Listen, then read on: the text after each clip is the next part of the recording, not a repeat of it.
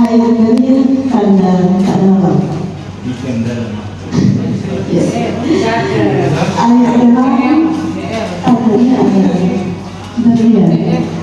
Izinkan saya mengucapkan salam selamat siang untuk kita semua Bapak Ibu guru hebat, dan terima kasih sudah berkenan mengikuti kegiatan diseminasi menyebarkan pemahaman dan pengalaman penerapan budaya positif sebagai salah satu tujuan. Bapak Ibu guru sebelum kita masuk dalam materi, kan saya lihat dari tadi kita duduk terlalu lama. Untuk itu saya mohon kesediaan kita telah berdiri dan kita akan melakukan speaking guna menunjukkan sedikit cara kita untuk kita. Bisa mengenai diri Bapak Ibu semua. Speaking ini saya namakan dengan tangkap Eli. Allah mama tangkap Eli, saya ada di sini. Tidak ada nama Eli di sini dan ada yang tersinggung. Tangkap Eli, tangkap Tony, baru ada yang tersinggung. Ya, terima kasih. Tangkap Eli. Jadi Bapak Ibu guru, saya minta tangannya kita angkat tangan, tapi satu tangan kita jempol, bukan jempol, kita tunjuk kita ini kita angkat. Jadi pasangan dulu, jadi pasangan, jadi pasangan. Cowok dengan cowok. Cowok dengan cowok. Antara lebih baiknya bapak-bapak dengan bapak-bapak, ibu-ibu dengan ibu-ibu. Ya. Karena ini cari kawan. Karena nama istrinya tangkap Eri. Kita akan halo Bapak Ibu guru. Paim dengan Pak Sekri, bisa dengan Pak Sekri. Ini tangkap Pak Tony dengan saya bisa di sini. Pak Tony.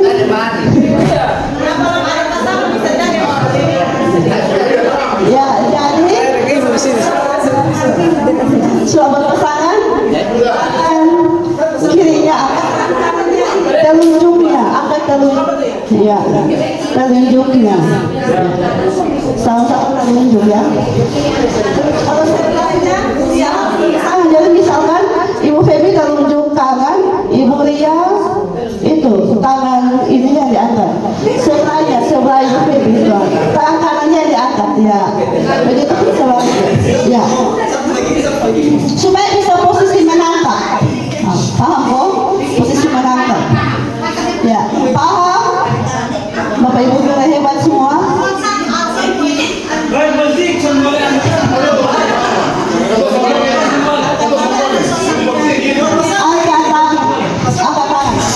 Jadi bisa mendengarkan instruksi saya berupa cerita.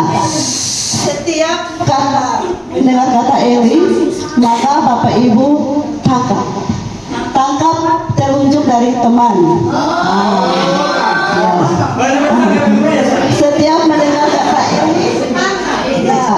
Dan teman harus menghindar, Terserah kalau menghindar, tapi harus kena tangkap. Makanya kan saya bapak-bapak dan bapak-bapak jangan sampai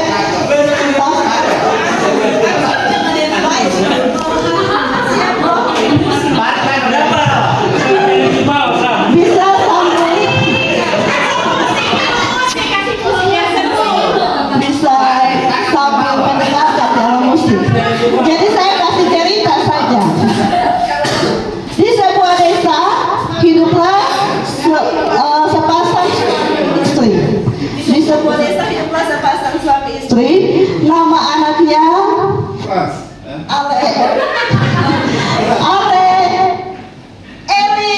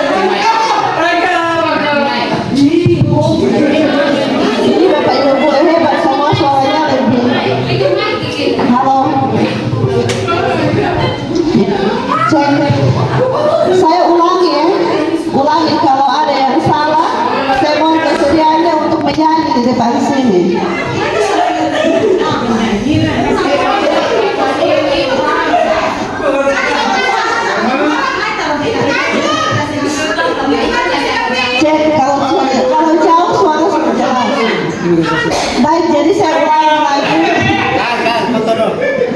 Tangkap Eli. Kalau tangkap Tony beda. Tangkap Eli. Kalau mendengarkan anak yang disebut Eli, tangkap. Ya.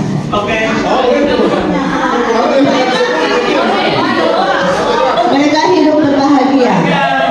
Pada suatu ketika datanglah si Eli.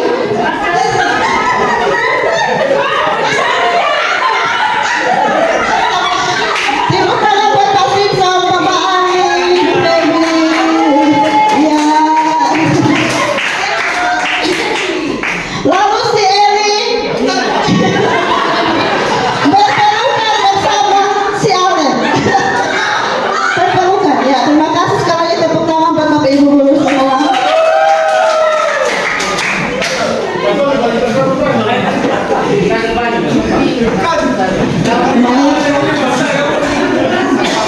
Terima kasih buat kerjasamanya. Kita bisa tenang untuk kita masuk dalam materi kita hari ini. Nanti kalau di luar baru kita main tangkap lele. Hari ini kita tangkap itu.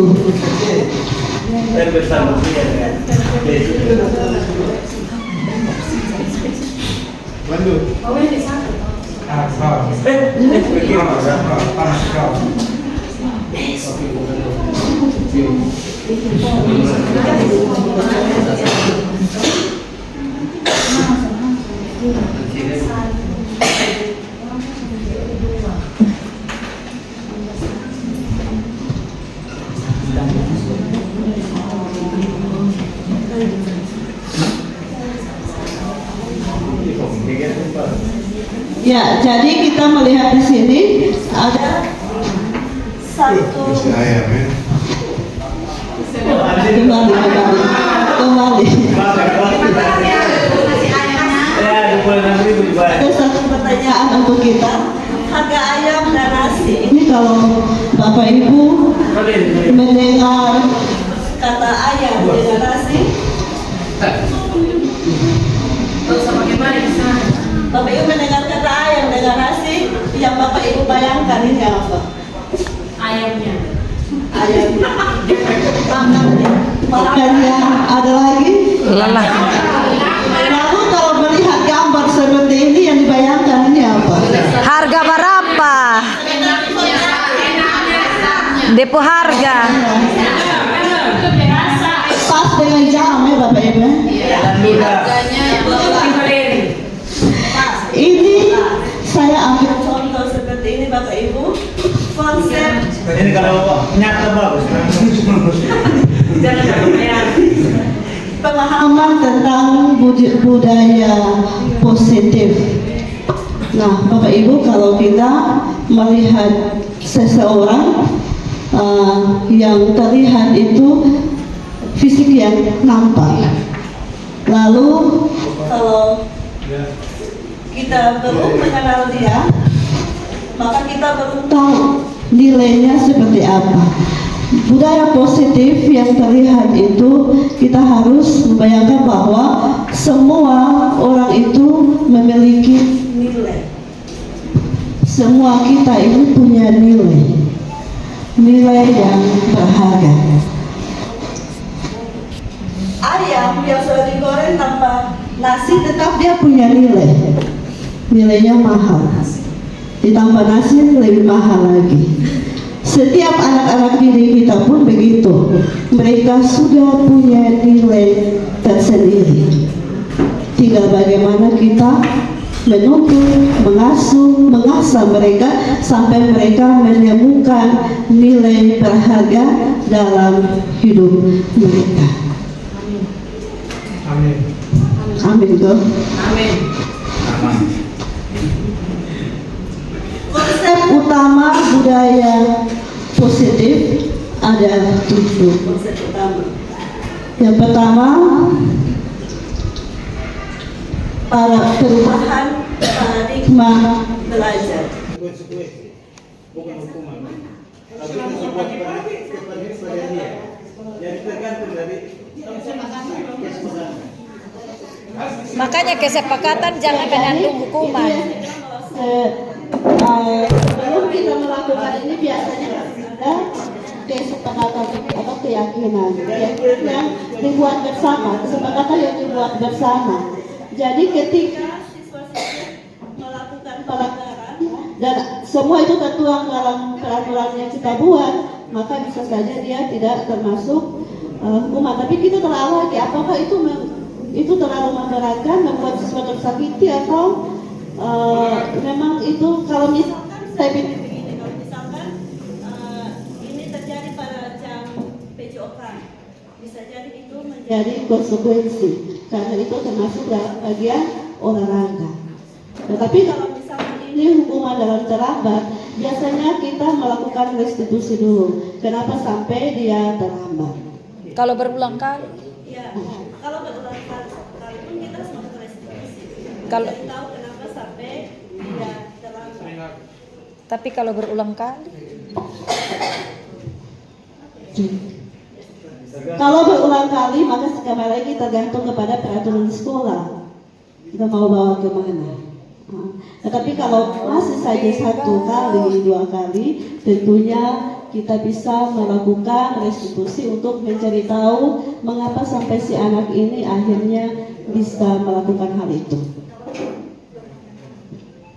Lalu yang berikut, membersihkan tumpahan air di meja tulis karena tersenggol saat belajar. Ini hukuman atau konsekuensi? Konsekuensi. Murid disuruh untuk menggunakan sepatu seharian di sekolah karena tidak menggunakan sepatu. Konsekuensi. Ibu ingat konsekuensi? Murid disuruh menggunakan sepatu seharian di sekolah. Ada yang lain? Murid disuruh untuk menggunakan sepatu seharian di sekolah. Jadi sepanjang Sekolah jam sama-sama pelajaran itu dia dihukum memakai hukum. sepatu. Tidak menggunakan, murid disuruh untuk menggunakan sepatu seharian di sekolah karena tidak mengenakan sepatu hitam. Maksudnya salah. Poin ini saya berpikir bahwa tergantung aturan. Kita mau menentukan dia hukuman atau konsekuensi tergantung aturan sekolah. Aturan ini ada kesepakatan bersama. Jadi kita tidak bisa menetapkan dia sebagai hukuman ataupun konsekuensi. Ya, kita berikan tepuk tangan lagi buat ketemu semua. Ternyata semakin memanas diskusi kita, dan memang seharusnya dalam membuat budaya positif ini bukan hanya kita rekan sejawat, tapi harusnya juga ada orang tua, jadi atau komite, sehingga kita bisa membuat peraturan dan sosialisasi ke mereka bahwa di sekolah ini ada peraturan yang harus mereka taati. Ketika mereka tidak melakukannya, maka hukuman atau konsekuensi yang mereka jalani seperti ini. Baik, yang penting saya melihat bahwa Bapak Ibu guru semua sudah semakin memahami bahwa hukuman itu tidak boleh memberatkan dan konsekuensi itu memberikan efek jerah. Ya, jadi hukum yang tadi saya bilang, ketika siswa terlambat, yang kita lakukan itu adalah kita melakukan restitusi dulu, menanyakan mengapa sampai si anak ini terlambat, bukan langsung kita memberikan hukuman. Kan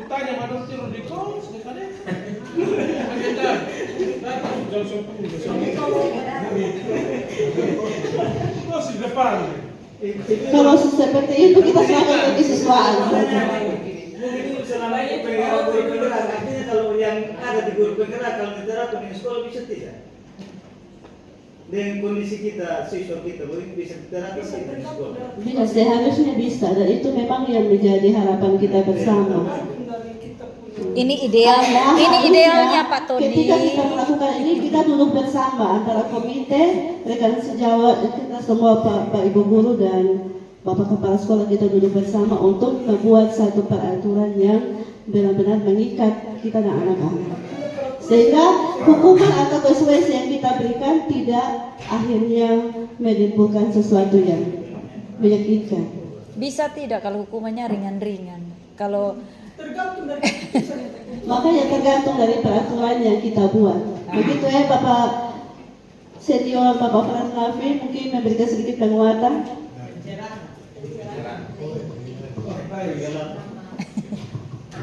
Baik, jadi kalau dari saya mungkin sebelum kita identifikasi termasuk hukuman atau konsekuensi, mungkin yang pertama kita lihat hukuman ya. Jadi kebanyakan hukuman berikan itu dia lebih cenderung untuk menghentikan perilakunya, ya perilaku negatif. Jadi kalau terlambat kita hukumnya, kalau bisa saya mungkin supaya kalau bisa dia berhenti perilaku negatif. Sementara kalau konsekuensi itu dia kita memberikan kepada siswa itu bukan suatu hukuman tapi suatu pelajaran dari perilaku. Misalnya contoh kita mengganti kertas, ada teman yang misalnya mengganggu terus kertasnya diganti, itu artinya dia pembelajaran. Jadi dari tindakan itu tapi ada pembelajaran yang didapat bahwa dia harus menggantikan kertas atau misalnya dia memperbaiki kesalahannya. Jadi kalau hukuman dia cenderung kita lebih cepat, kalau bisa hukumannya agak berat supaya dia perilaku negatif. Itu mungkin dari saya seperti itu. Baik, terima kasih Pak Frans. Saya mau kasih untuk kita Pak Frans untuk pencerahannya bagi kita semua. Sudah tadi. Kita bisa lanjut toh? Lanjut. Nanti untuk kedepannya baru kita sama-sama melihat di lapangan layak mendapatkan hukuman atau diberi konsekuensi. Sebenarnya beda tipis ya. Rasa bersalah, yang ketiga teman, dan yang keempat pemantau, lalu manajer.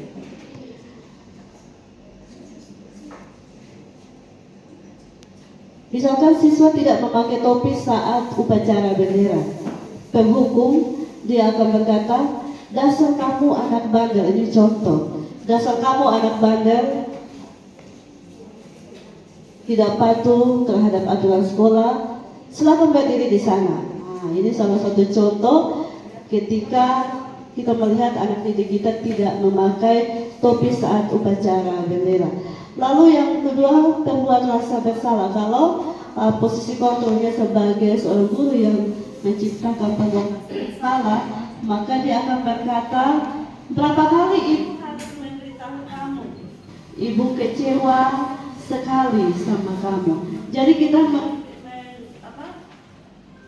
membiarkan siswa terkesan dia merasa bersalah, menimbulkan bahwa dia akhirnya merasa bersalah karena tidak memakai topi saat upacara. Yang keempat, teman. Posisi kontrol sebagai teman. Ayolah yang tertib, berseragam buat ibu. Buat ibu bangga. Kita memposisikan diri sebagai teman.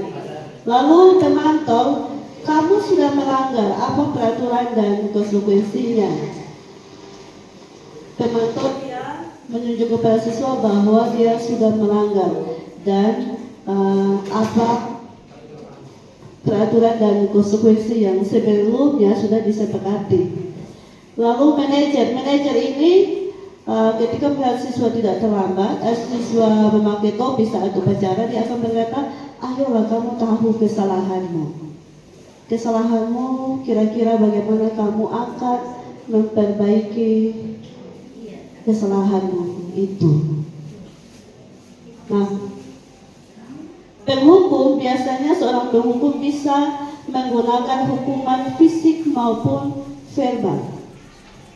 Orang-orang yang menjalankan posisi penghukum senantiasa mengatakan bahwa sekolah memerlukan sistem atau alat yang dapat lebih menekan murid-muridnya untuk lebih dalam lagi. Ciri-ciri penghukum yaitu biasanya dengan nada suara tinggi, bahasa tubuh seperti mata melotot, jari menunjuk-nunjuk, menghadik, akibatnya memungkinkan murid marah dan mendendam atau bersifat agresif. Jadi tapi di sini tidak ada di SMK. Penghukum ini dia menggunakan hukuman fisik dan verbal, itu yang tadi kita lihat di awal, kita katakan bahwa menulis itu bukan hukuman, tetapi tanpa kita sadari bahwa kita sudah memberikan hukuman baginya. Next, pembuat rasa bersalah. Pada posisi ini biasanya guru akan bersuara lebih lembut. Ini Ibu Feby. Pembuat rasa bersalah akan menggunakan keheningan yang membuat orang lain merasa tidak nyaman, bersalah Bukan beta. atau rendah diri. Ciri-ciri posisi pembuat merasa bersalah yaitu nada suaranya memelas, halus, atau sedih.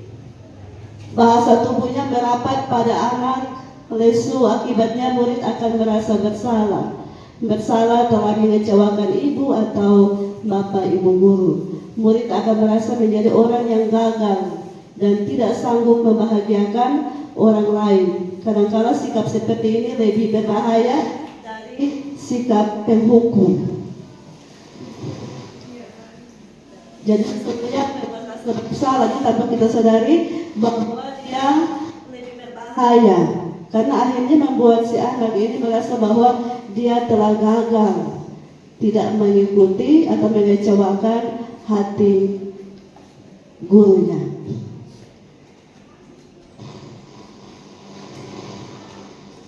Teman, guru pada posisi ini tidak akan menyakiti murid, namun akan tetap berupaya mengontrol murid melalui persuasi. Posisi teman pada guru biasa bisa negatif ataupun positif. Positif di sini berupa hubungan baik yang terjalin antara guru dan murid. Guru di posisi teman menggunakan hubungan baik dan humor untuk mempengaruhi seseorang. Hal negatif dari posisi teman adalah bila suatu saat guru tersebut tidak membantu, maka murid akan kecewa dan tidak mau lagi berusaha. Hal lain yang mungkin timbul adalah murid hanya akan bertindak untuk guru tertentu dan tidak untuk guru lain. Murid akan tergantung pada guru tersebut, dan ciri-ciri posisi teman yaitu nada suaranya ramah, akrab dan bercanda, bahasa tubuh merapat pada murid, mata dan senyum jenaka. Jadi kita melihat bahwa ini sebenarnya baik, tapi sesungguhnya tanpa kita sadari kita menjadikan anak-anak didik itu menjadi anak-anak yang tidak mandiri dan dia tidak menghargai guru lain karena dia merasa bahwa dia diterima hanya pada seseorang atau guru tertentu, sehingga dia lebih mendengarkan guru tersebut. Yang berikut memantau. Memantau berarti mengawasi. Pada saat kita mengawasi, kita bertanggung jawab atas perilaku orang-orang yang kita awasi. Posisi pemantau berdasarkan pada peraturan-peraturan dan konsekuensi. Dengan menggunakan sanksi atau konsekuensi, kita dapat memisahkan hubungan pribadi kita dengan murid. Sebagai seseorang yang menjalankan posisi pemantau, seorang pemantau sangat mengandalkan perhitungan, catatan, data yang dapat digunakan sebagai bukti atas perilaku seseorang. Posisi ini akan menggunakan stiker, slip catatan, daftar cek.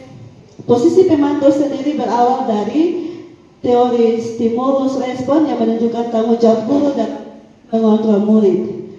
Di posisi pemantau yaitu nada suara datar, posisi tubuh yang formal. Dampak pada murid adalah murid memahami konsekuensi yang harus dijalankan karena telah melanggar salah satu peraturan sekolah, namun murid tetap tidak dibuatnya. Jadi pada posisi ini guru dikuatkan dengan ada data-data yang telah dia pegang. Yang terakhir, manajer. Manajer adalah posisi di mana guru berbuat sesuatu bersama dengan murid. Mempersilahkan murid bertanggung jawab atas perilakunya, mendukung murid agar dapat menemukan solusi atas permasalahannya sendiri. Seorang manajer telah memiliki keterampilan di posisi teman maupun pemantau. Dan dengan demikian bisa jadi di waktu-waktu tertentu kembali kepada kedua posisi tersebut bila diperlukan. Namun bila kita menginginkan murid-murid kita menjadi manusia yang merdeka, mandiri dan bertanggung jawab, maka kita perlu mengacu pada restitusi yang dapat menjadikan murid kita seorang manajer bagi dirinya sendiri. Di posisi manajer, murid diajukan untuk menganalisis kebutuhan dirinya maupun kebutuhan orang lain. Di sini penekanan bukan pada kemampuan membuat konsekuensi, namun dapat berkolaborasi dengan murid bagaimana memperbaiki kesalahan yang telah dilakukan. Tugas seorang manajer bukan untuk mengatur perilaku seseorang. Kita membimbing murid untuk dapat mengatur dirinya sendiri. Seorang manajer bukannya memisahkan murid dari kelompoknya, tetapi mengembalikan murid tersebut ke kelompoknya dengan lebih baik dan kuat. Ciri-ciri seorang manajer yaitu nada suaranya tulus, bahasa tubuh tidak kaku, mendekat ke murid, dan dampaknya bagi murid adalah akan terbentuknya murid yang bertanggung jawab, reflektif, dan mandiri.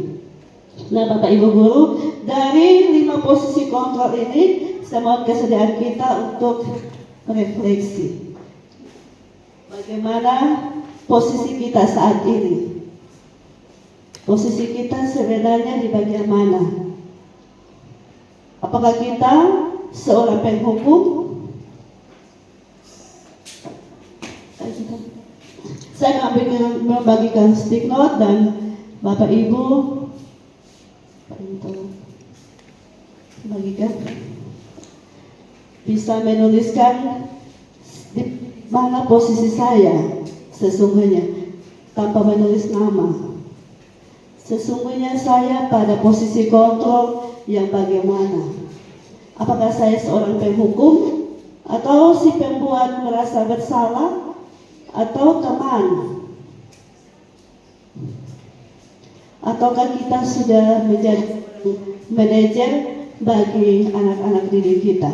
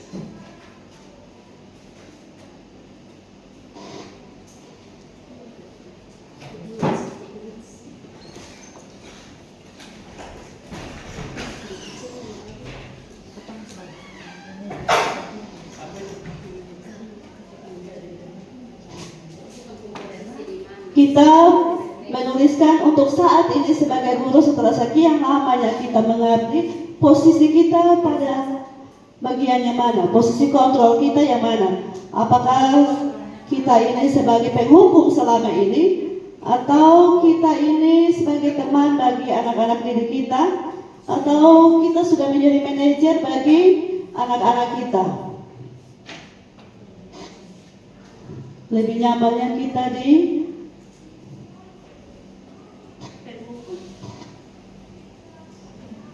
penghukuman. lebih nyamannya kita di penghukum. Jelas. Jelas. Ya sudah bisa tempelkan hukuman pembuat rasa bersalah, teman Penghukuman. nomor 1. Yang tidak pakai Satu saja. Karena kita atas posisi yang kita ambil, kalau manajer itu biasanya sebagai teman, sebagai pemantau, dia sudah bisa ada di dalam.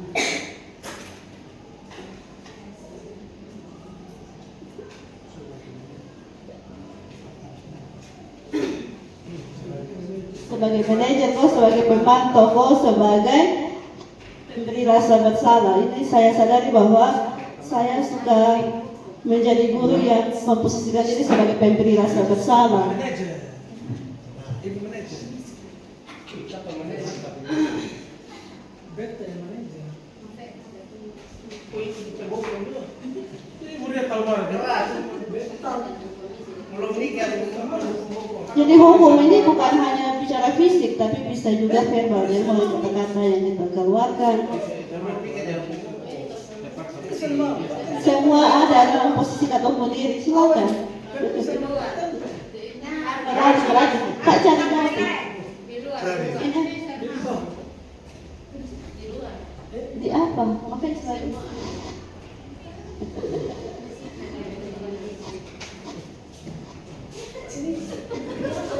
Oke, semua ada.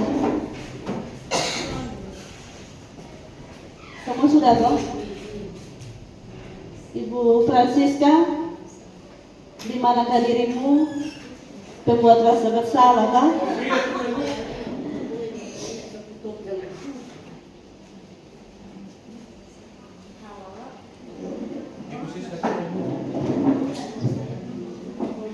Kalau saya kadang-kadang sebagai teman, tetapi lebih sering sebagai pembuat rasa bersalah dan penghukum. Ya, penghukum bukan hanya dengan fisik, tapi lewat kata-kata.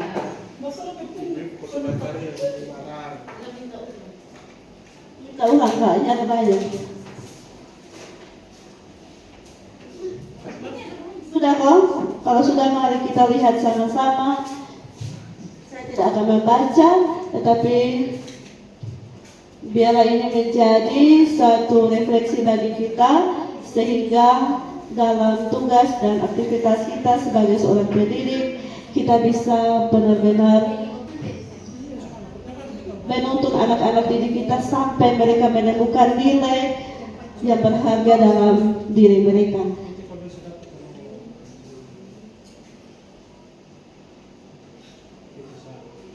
Ini pulang lihat cermin lalu bilang, apakah saya ini selama ini sudah benar, atau kalau saya seorang penghukum, apakah itu membuat saya nyaman atau sesungguhnya meninggalkan, membuat bekas di hati anak-anak didik kita.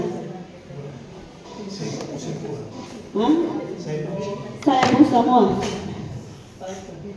Saya mohon kesediaan Pak Im untuk memberikan satu pencerahan atau refleksi tentang posisi kontrol diri secara pribadi. Habis Pak Im baru Pak Simpson.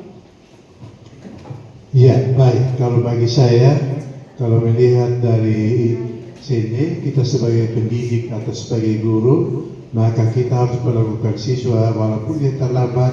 Pertama, kita harus jadikan dia sebagai teman. Kita bertanya, mengajak dia agar supaya ia dekat dengan kita dulu. Setelah itu baru kita mulai bertanya, kenapa kamu terlambat, dan seterusnya baru kita bisa menentukan apa bentuk hukuman yang kita berikan kepadanya. Jangan langsung dia datang langsung, hey, kamu kesini dan buat ini dan itu. Itu adalah suatu kesalahan. Terima kasih. Baik, terima kasih Pak Im. Kita kasih tepuk tangan buat Pak Im. Jadi menurut Pak Im tergantung kondisi. Kadang-kadang bisa jadi teman, tapi kadang-kadang juga bisa jadi penghukum. Sangat bagus kegiatan hari ini karena kita bicara tentang hukum merdeka. Yang pernah saya baca dan saya tahu, mungkin saya juga salah satunya di dalam juga kegiatan olahraga. Waktu kita ikut pelatihan, ya banyak protes itu saya. Dan saya sampaikan bahwa kalau untuk kita menerapkan kurikulum ini, merdeka di sekolah, saya kira kalau di kota itu bagus. Kita bisa terapkan apa yang ada. Tapi kalau kita di desa seperti kita sekarang ini, kalau ini kita terapkan, terus terang, ini sekolah bubar dan guru tidak arti. Jadi yang adanya ini kita harus berkolaborasi, kepala sekolah harus ada. Kalau ini kita hanya omong-omong saja, ya begini saja. Kalau hanya omong-omong, kalau goto itu kita terapkan, saya kira bagus. Kenapa saya ingin penghukuman? Hukum karena tempat kita belum layak untuk mengikuti kurikulum merdeka. Itu yang pertama. Tapi kalau kita dituntut untuk harus sesuai dengan kurikulum merdeka kita belajar sekarang, saya setuju. Yang penting semua berkomitmen, terutama kepala sekolah. Itu yang penting sekali. Kalau kita hanya begini ada begini saja. Dan hukuman yang saya buat saya bukan untuk menyakiti tapi untuk menyadarkan mereka kalau itu salah. Tapi menurut penilaian teman-teman pasti beda. Kalau buat saya sendiri secara pribadi itu saya mendisiplin mereka dengan cara saya sendiri, dengan cara yang buat saya dilihat di kurikulum tidak boleh. Terus terang tidak boleh hukum anak. Kita memakai cara apa yang membuat anak itu dia senang. Jadi saya sangat setuju manajer yang kita pakai sesuatu sekali. Hanya maksud saya kalau bisa kolaborasi dengan kepala sekolah dengan kesiswaan dan kita semua yang ada di sini. Ayo mari kalau kita mau berubah, ayo kita berubah. Demikian, terima kasih. Jadi sebenarnya apa yang kita harapkan tentu yang terbaik buat anak-anak didik kita. Dan kalau kita belajar lagi dalam kitab suci, ada firman Tuhan bilang di ujung notan itu ada apa? Edukasi harusnya muhajir. Tetapi sebagai guru tentunya kita melihat anak-anak didik kita ini sebagai anak-anak yang harusnya kita sayang. Dan saran dari Pak Simpson mungkin nanti bisa bersama teman-teman CGP, bahkan GP, ada Ibu Angga, kita sama-sama nanti bisa pikirkan untuk bersama dengan Bapak Kepala Sekolah atau komite dan kesiswaan untuk sama-sama membuat sebuah peraturan sekolah yang benar-benar bisa mengikat. Untuk itu saya berikan kesempatan kepada Ibu Angga untuk memberikan sedikit kesedaran buat lima posisi kontrol. Baik Bapak Ibu guru hebat, terima kasih untuk kesempatan ini. Untuk budaya positif ini memang sangat-sangat baik bagi kita. Pertama itu saya mau tekankan tentang perbedaan. Tadi kita sempat ada perbedaan pendapat tentang konsekuensi dan hukuman.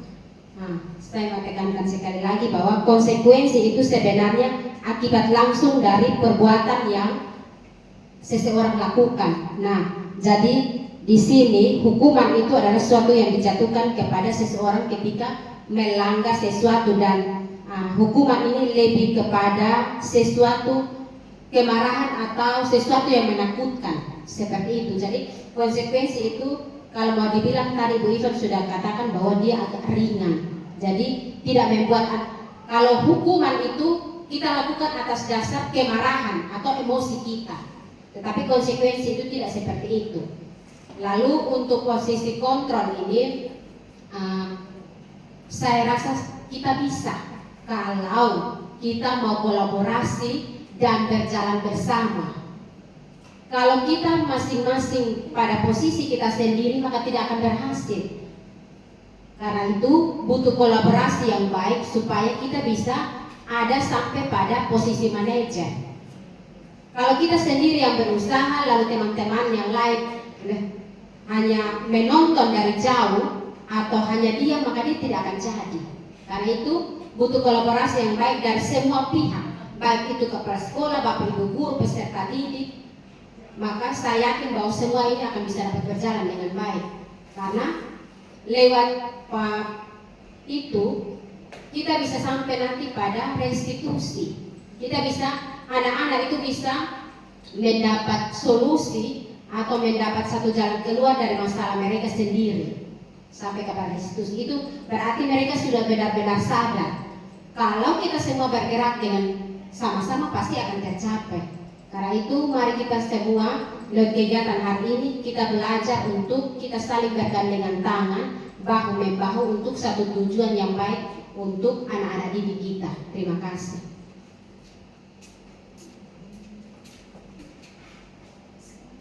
Terima kasih untuk penguatannya. Saya mohon kesediaan kita untuk memberikan aplaus buat kita semua. kasih buat pencerahannya. Jadi butuhkan kolaborasi untuk kita bisa mencapai tujuan yang baik, tentunya untuk anak-anak didik kita.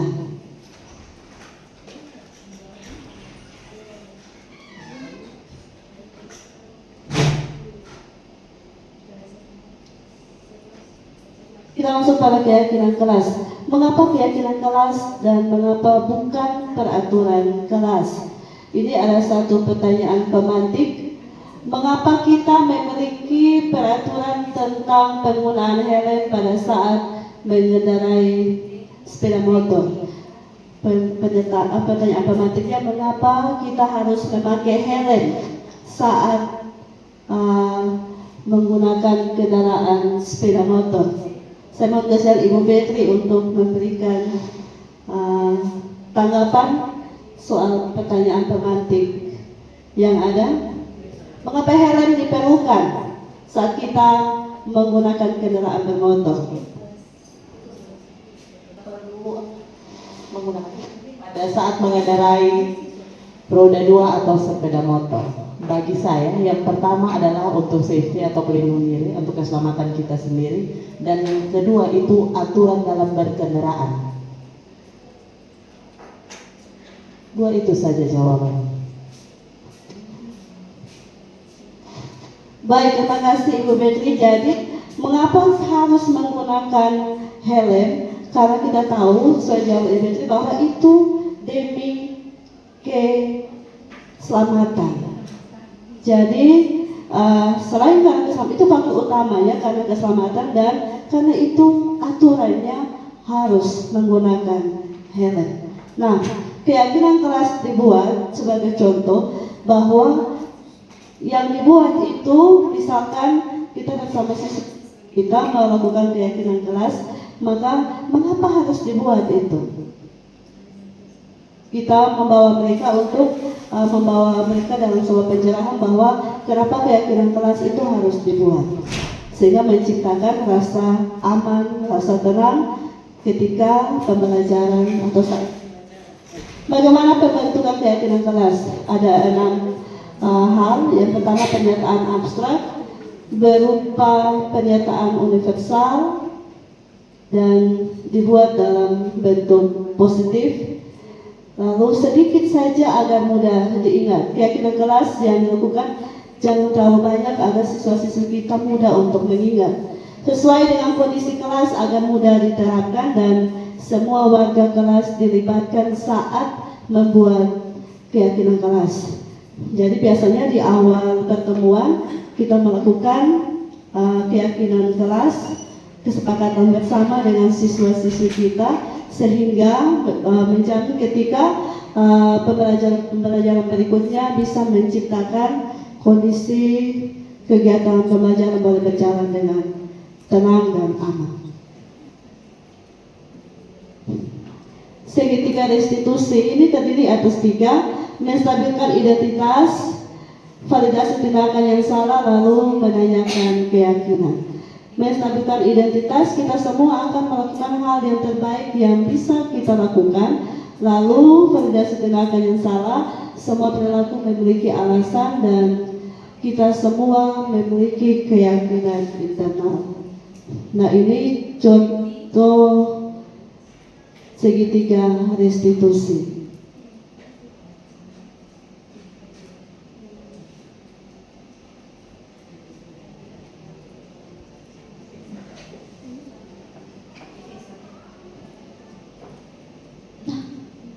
Maaf.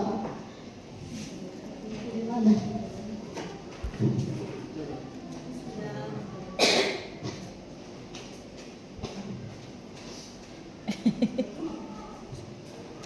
Baik, jadi sampai pada restitusi atau segitiga restitusi terdiri atas 3 hal penting, yaitu stabilitas, validasi tindakan salah, dan menanyakan keyakinan. Ada beberapa contoh kasus yang kita bisa lakukan di kelas kita atau di sekolah. Saya langsung saja dan untuk menstabilkan identitas. Bagian dasar dari segitiga restitusi bertujuan untuk mengubah identitas anak dari orang yang gagal karena melakukan kesalahan menjadi orang yang sukses. Anak yang melanggar peraturan karena sedang mencari perhatian adalah anak yang sedang mengalami kegagalan. Dia mencoba untuk memenuhi hukuman dasarnya, namun ada benturan.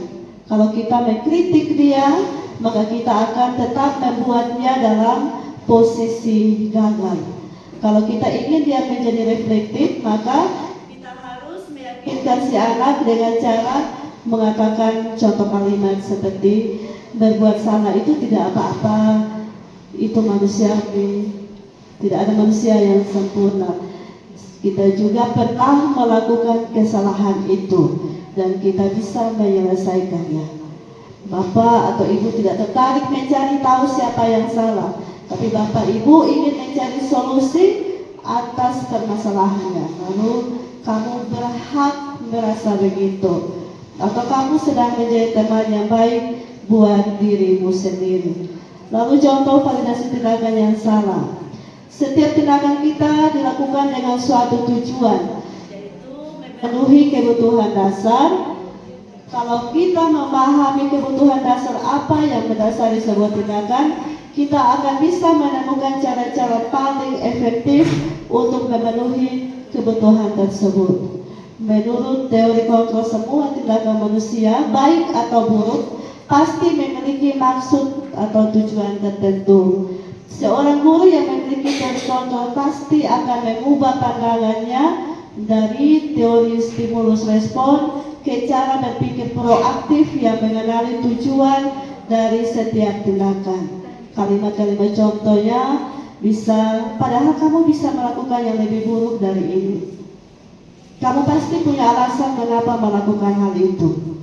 Kamu patut bangga pada dirimu sendiri karena kamu telah melindungi sesuatu yang penting buatmu. Kamu boleh mempertahankan sikap itu, tapi kamu harus menambahkan sikap yang baru. Lalu yang terakhir, menanyakan keyakinan. Teori kontrol menyatakan bahwa kita pada dasarnya termotivasi secara internal.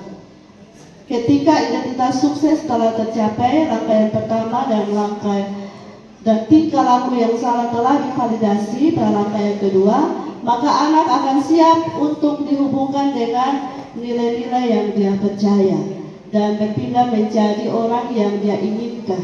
Pertanyaan-pertanyaan di bawah ini menghubungkan keyakinan anak dengan keyakinan kelas atau misalnya apa yang kita percaya sebagai kelas atau keluarga, apa nilai-nilai hukum yang telah disepakati, apa bayangan kita tentang kelas yang ini, dan yang terakhir, kamu mau menjadi orang seperti apa. Itu contoh pertanyaan yang bisa kita pakai dalam melakukan segitiga restitusi. Nah, Bapak Ibu, guru semua, sekali lagi terima kasih sudah ada bersama saya dalam destinasi budaya positif siang hari ini. Dan untuk itu, sebelum mengakhiri pertemuan kita, sekali lagi saya mohon kesediaan Ibu Guru Penggerak, Ibu Angkeriati untuk sekali lagi memberikan penguatan bagi kita sebelum mengakhiri pertemuan kita siang ini.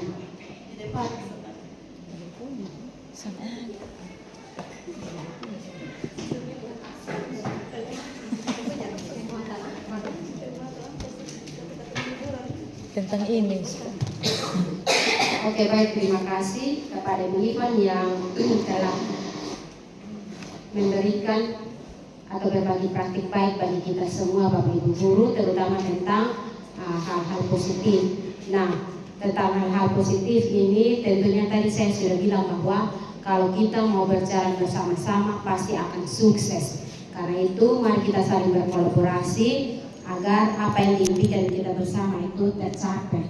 Hal yang berikut terkait dengan budaya positif ini, kita juga dipersilahkan atau disarankan untuk membuat keyakinan kelas. Keyakinan kelas itu sebagai kesepakatan kita bersama siswa, kira-kira kalau dia buat seperti ini konsekuensi apa yang dia terima. Jadi anak-anak juga merasa bahwa dia punya tanggung jawab. Jadi kalau ketika dia mau melakukan itu dia pikir panjang. Itu guna dari keyakinan keras. Ketika dia melakukan suatu kesalahan, mari kita ada pada 3 posisi itu. Yang pertama, tadi bukan tiga yang tadi restitusi itu. Ya, jadi ada pada hukuman tiga restitusi itu. Kita yang pertama menstabilkan dulu. Jadi kita menanyakan, jangan langsung ada masalah. Kadang-kadang saya juga kadang-kadang karena terbawa emosi, mungkin capek dan seterusnya.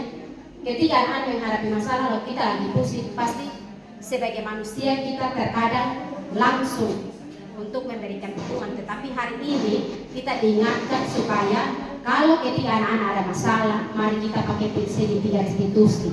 Dari segitiga restitusi ini pasti dia akan mendapatkan sesuatu jalan keluar sendiri dari masalah yang dia alami. Jadi tanpa kita emosi, tanpa kita pukul dan segala macam, dia akan sadar dengan sendirinya. Jadi itu gunanya restitusi, segitiga restitusi. Karena itu mari kita saling berkolaborasi supaya apa yang kita impikan ini boleh tercapai. Terima kasih. Bagi kita semua, sekali lagi terima kasih Bapak Ibu guru hebat yang sudah saya diseminasi budaya positif siang hari ini. Dan kita akan mengakhiri kegiatan kita dalam doa. Saya mohon kesediaan Ibu Francisca Nguho untuk berdoa.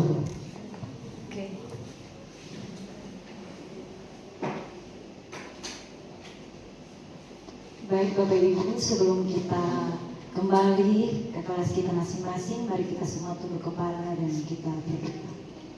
Kami mengucap syukur dan berterima kasih ya Bapak, buat siang hari ini Bapak kami dapat belajar, mencerahkan kembali bagi kami masing-masing pribadi, untuk kami dapat melakukan yang terbaik bagi sekolah ini, khususnya pada anak-anak didik kami.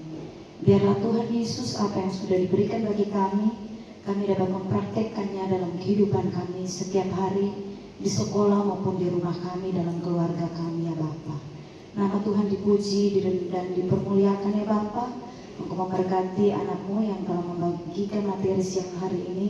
Biarlah Allah menambahkan setiap pengetahuan yang baik baginya Bapa. Sebentar kami akan berpisah Bapa, kami akan kembali kepada aktivitas kami masing-masing. Allah memberkati, menjaga dan melindungi kami. Dan kami akan pulang juga Tuhan menjaga kami di jalan sampai bertemu dengan keluarga kami masing-masing. Dalam nama Tuhan Yesus Kristus kami datang dan berdoa dan mengucap syukur. Amin. Terima kasih Ibu Siska. Sebelum kita keluar dari sini, saya mohon kesediaan kita